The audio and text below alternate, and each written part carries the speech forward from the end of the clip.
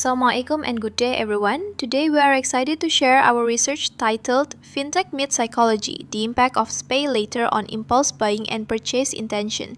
This study merges the disciplines of behavioral psychology and financial technology, focusing on how buy now pay later services, especially pay later, are reshaping spending behavior among young Malaysian consumers.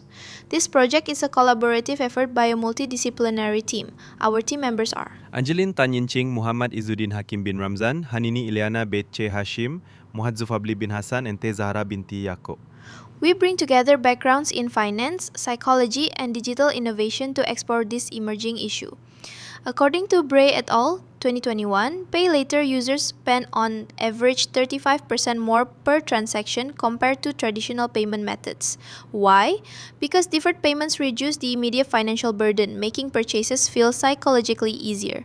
Additionally, 27% of users say they are more willing to buy expensive items because they can spread payments over time. This behavior is particularly relevant for tech-savvy youth who are highly active in online shopping environments. Our project investigates how Pay Later as a fintech tool changes consumer behavior by lowering perceived financial constraints. By combining behavioral psychology with fintech, we aim to understand how BNPL features influence both impulse buying and purchase intentions.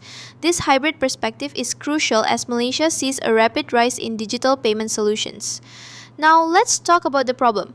Based on data from the Credit Counseling and Debt Management Agency, over 53,000 Malaysians under 30 are in nearly 1.9 billion ringgit worth of debt.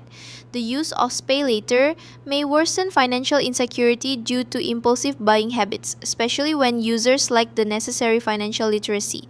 This trend shows us a critical gap between fintech innovation and consumer preparedness. Besides that, pay later creates financial insecurity due to impulsive buying. This research is innovative in three ways. It combines behavioral psychology and fintech, an emerging interdisciplinary field.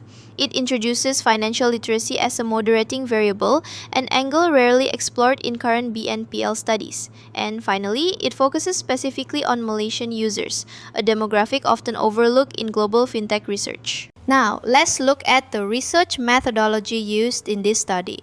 Our objective was to collect primary data, so we employed a quantitative approach using a structured questionnaire.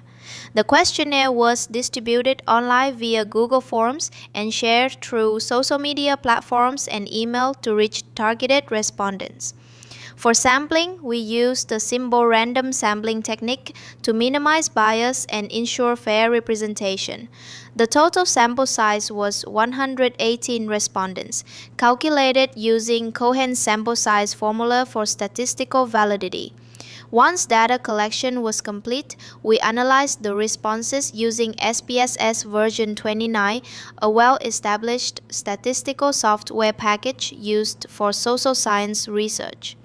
This methodology ensured that our findings are both reliable and grounded in solid statistical analysis.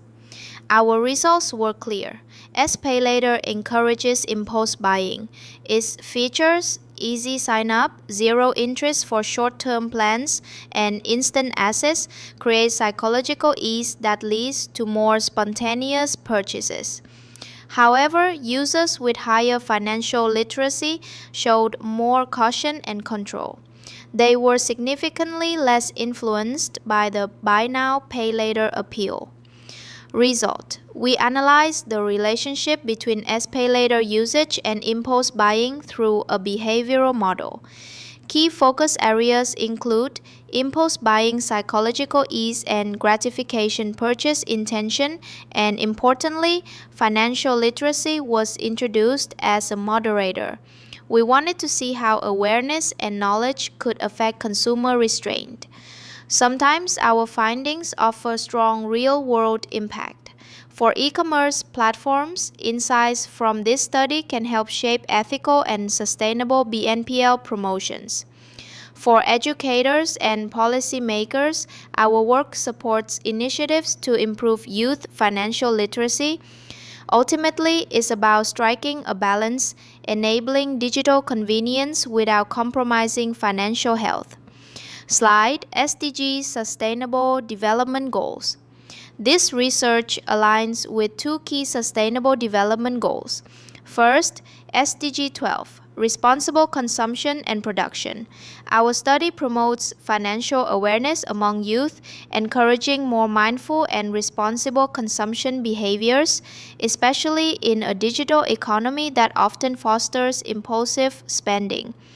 Second, SDG 8, decent work and economic growth.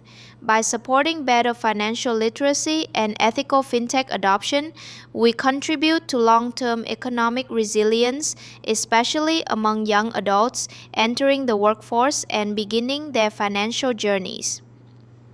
To conclude, SPayLater is more than just a payment option. It's a behavioral trigger. Understanding its psychological impact, moderated by financial knowledge, is key to ensuring it serves rather than harm the next generation of consumers. Thank you.